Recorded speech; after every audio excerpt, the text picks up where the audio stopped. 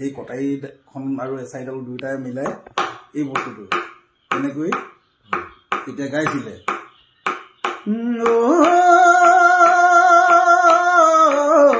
গৰু গৰখীয়া সুখে নাই কিয়া বিহু নাম এটা 1.5 মিনিটত কেতিয়াও নহয় তাৰমানে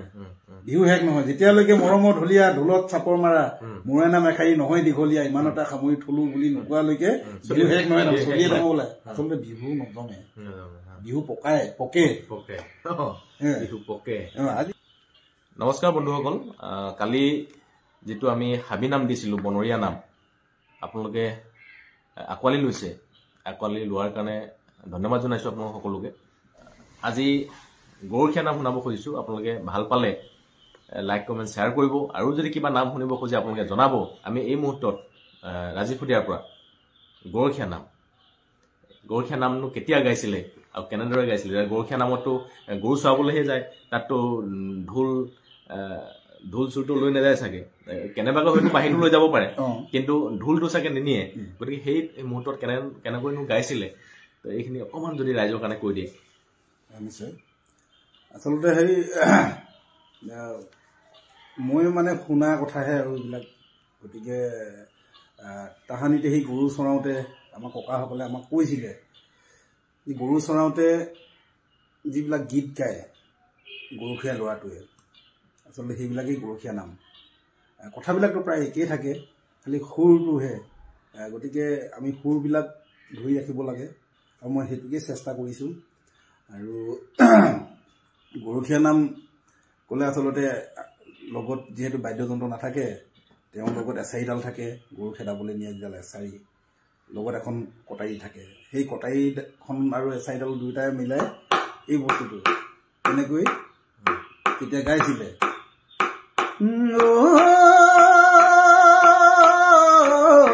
গৰু গৰখীয়া সুখে নাই কিয়া গৰু গৰখীয়া সুখে নাই কিয়া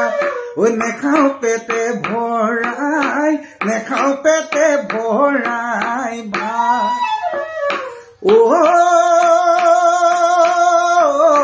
কৰবাত কেনেবাকৈ গৰুৱে ধানে খালে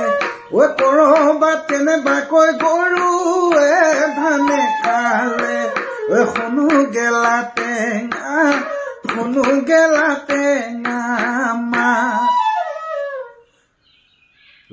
খুব ভাল লগা এয়া গৰখীয়া নাম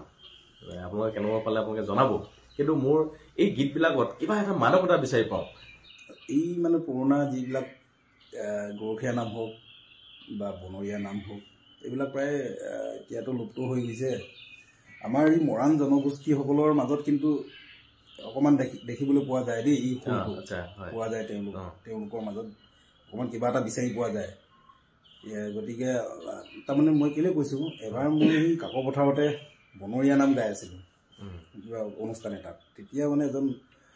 মৰাণ জনগোষ্ঠীৰ এজন জ্যেষ্ঠ লোক আহি মোক সুধিছিলে বোলে তুমি গীতবিলাক ক'ত পালা এইবোৰতো বহুত পুৰণি সুৰ ক'ত বিচাৰি পালা তেতিয়া মই মানে অনুভৱ কৰিছিলোঁ কথাবিলাক যে হয় এই বস্তুটো যে মানে তেওঁলোকৰ মাজতো আছে তাৰমানে কিন্তু তেওঁলোকৰো মানে এই বস্তুটো ক্ৰমান্বয়ে নাইকিয়া হৈ গৈছে এই কৈছে তুমি ভাল কৰিলা বস্তুটো লৈ আহিলা যে খুব ভাল কৰিছা তেওঁ মোক কৈছিলে সেই সময়ত গতিকে এতিয়া আৰু বাকী মই নহয় সেইকাৰণে আচলতে আমি এইটো প্ৰয়াস আমি ৰাইজক মানে এই জনাবৰ কাৰণে মই এই ভিডিঅ'টো কৰিছোঁ যাতে আমাৰ এই লোকৰ নামবিলাক যাতে হেৰাই নাযায় এই সুৰবিলাক কথাবিলাক যাতে হেৰাই নাযায় আমাৰ মাজৰ পৰা সেইকাৰণেই আমি আপোনালোকক শুনাব খুজিছোঁ গতিকে শুনিলেই শুনি থাকিব মানে মন যোৱা এই নামবিলাক শুনিলেই শুনি থাকিবলৈ মন যায় গতিকে আপোনালোকক কেনেকুৱা লাগিছে নাজানো কিন্তু মোৰ হ'লে মানে শুনিলেই শুনি থাকিব মন যায় গতিকে আমাৰ মাজত যাতে উঠি অহা প্ৰজন্মই এইবিলাক যাতে আয়ত্ব কৰিব পাৰে সেইকাৰণে আমি এই ভিডিঅ'টো কৰিছোঁ গতিকে আমি আৰু এটা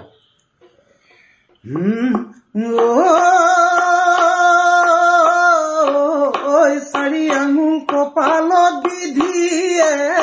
লিখিলে চাৰি আঙুল কপালত বিধিয়ে লিখিলে সদায় গৰু বান্ধিবলৈ পাওঁ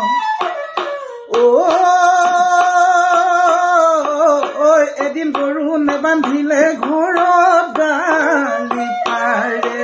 ঐ এদিন গৰু নেবান্ধিলে আয়ে গালি পাৰে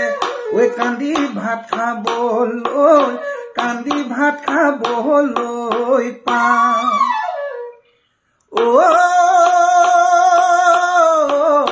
মতা মোৰ ৰখীয়া মোৰে মন দুখীয়া ঐ নেখাওঁ পেটে ভৰাই ভাত এদিন গৰু নচৰালে ঘৰত গালি পাৰে ঐ এদিন গৰু নেবান্ধিলে আয়ে গালি পাৰে ঐ কান্দি ভাত খাবলৈ পাওঁ এনেকুৱা এই আচলতে সুৰটোৱে মূল বস্তু সুৰটো মানে ধৰি ৰাখিব লাগে আমি গতিকে নহ'লে এদিন নাইকিয়া হৈ যাব আমাৰ নাইকিয়া হৈছে সদিয়াতে এতিয়া এইবিলাক যেন আগতে আমাৰ মোৰ মনত আছে এই 2000 চন মানৰ কথা হ'ব সদিয়া মানে ৰঙালী বিহু সন্মিলনত তাতে মানে গৰখীয়া নামৰ প্ৰতিযোগিতা দিছিলে এবাৰে মোৰ জনাত আজি তাৰিখলৈকে মই এবাৰে পাইছো তাত গৰখীয়া নামৰ মানে প্ৰতিযোগিতা এটা আছিলে বিহু নামৰ বাৰু থাকে তেতিয়া মই তাত এই গৰখীয়া নাম গাইছিলো প্ৰথম পুৰস্কাৰ পাবলৈ ময়ে সক্ষম হৈছিলো বাৰু ভাজনে পাইছিলো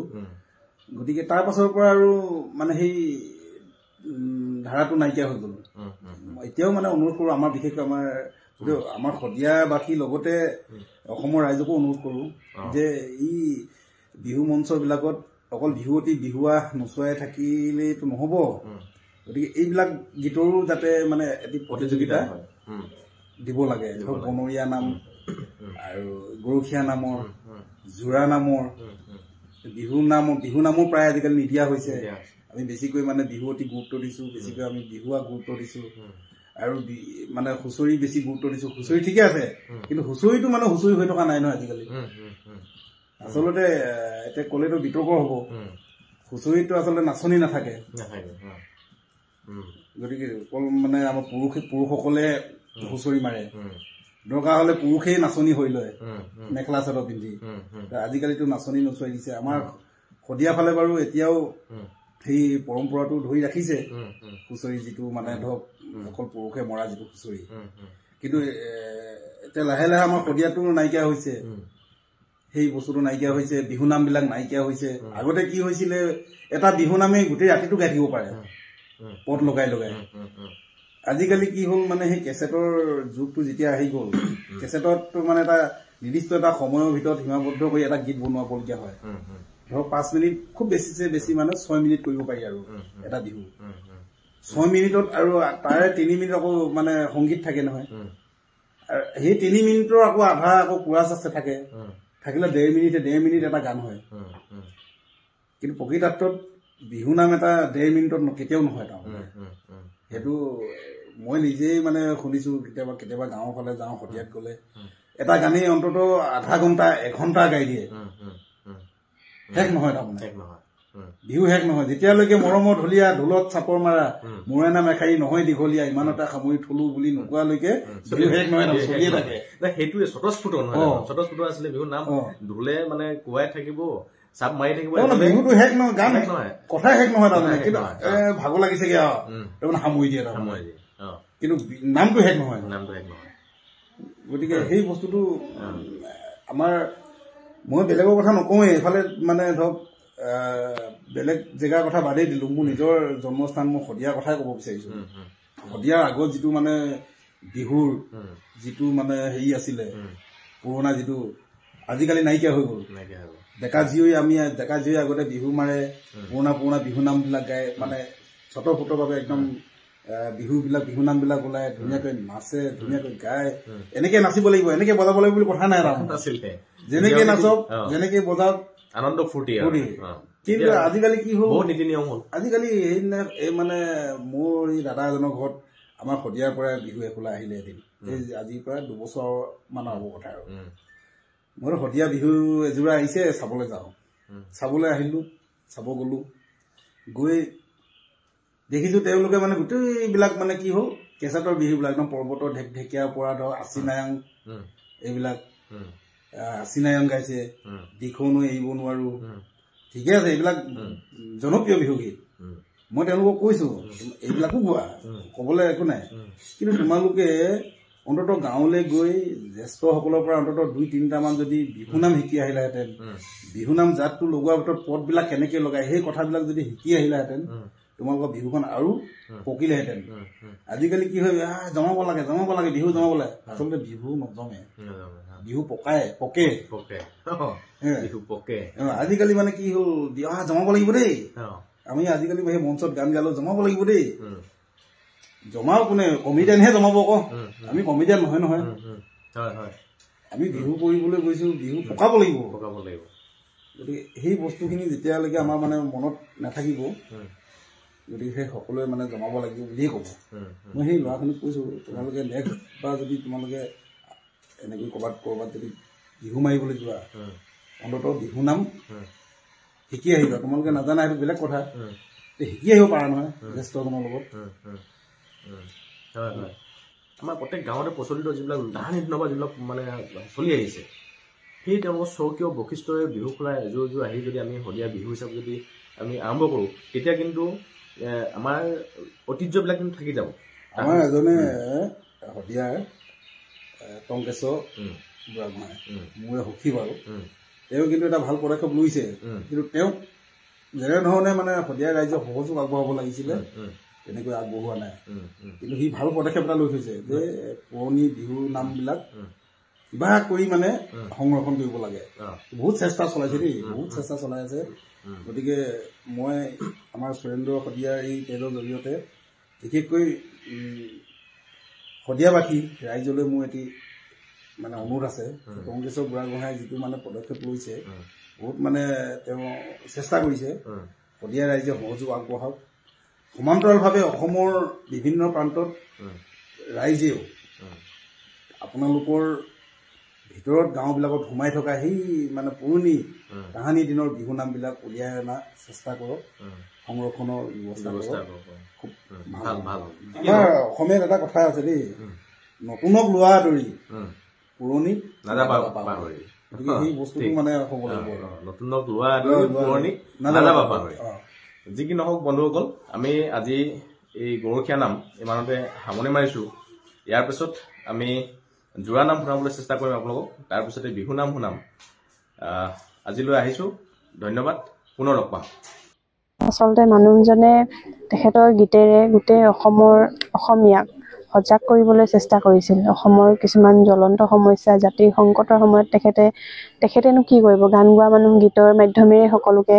আহ্বান জনাইছিল এক হ'বলৈ, একতাৰ দোলেৰে বান্ধ খাবলৈ, ভাগ নহ'বলৈ বুলি তেওঁ আহ্বান জনাইছিল। সেইখিনি যাতে অসমবাসীয়ে তেখেতৰ গীতখিনিৰ সাৰমৰ্মটো বুজি পায় আৰু তেখেতে যি বিলাবলৈ চেষ্টা কৰিছিল, যে তেখেতৰ আহ্বানটো যাতে তেওঁলোকে অকণমান গ্ৰহণ কৰে আৰু সকলোৱে যাতে এক হৈ থাকে অসমীয়া জাতিটো, তাকেই কামনা কৰোঁ। আৰু তেখেতৰ গীতবোৰ আচলতে অকল শুনি বা মুখস্থ কৰি থ'লেই নহ'ব, তেখেতৰ সাৰমৰ্মখিনি বুজিব লাগিব, চৰ্চা কৰিব লাগিব, কিনো ক'ব বিচাৰিছিল সেইখিনি বুজি পোৱাটোৱে বিচাৰিছোঁ। আচলতে তেখেতৰ গীতখিনি তেতিয়াহে সফল হ'ব যেতিয়া সেয়া মানুহে বুজি পাব বা এক হ'ব মানুহবিলাক। সংকটৰ সময়ত যাতে ওলাই আহে, সকলো অসমবাসী যাতে এক হৈ থাকে, তেখেতৰ মনটোৱে সেইটো আছিলে, মানে সকলো এক হৈ থাকিব লাগে। আমাৰ পৰিজনৰ ঊৰ্ধত চাগে তেখেতে জাতিটোকে ভাল পাইছিলে নেকি, মোৰ তেনেকুৱা কেতিয়াবা অনুভৱ হয়। জয়াই অসম বুলি গীত গায়ে তেখেতে মঞ্চতে ঢলি পৰিলে, তেনেকৈয়ে মৃত্যু হ'ল, গণ মঞ্চতে সমাধি ল'লে বুলি সকলোৱে এতিয়া কৈ আছে। তেখেতৰ সপোনে আছিলে সকলোৱে এক হোৱাটো। সেয়াই আৰু তেখেতৰ গীতখিনি চৰ্চা কৰিব লাগিব। আমিও আমাৰ পৰিয়ালৰ ফালৰ পৰা পদক্ষেপ ল'ম, আমি কিছুমান প্লেনিং কৰিছোঁ গীতখিনি জীয়াই ৰাখিবলৈ, মানুহজনক গীতৰ মাজতেই জীয়াই ৰাখিব লাগিব।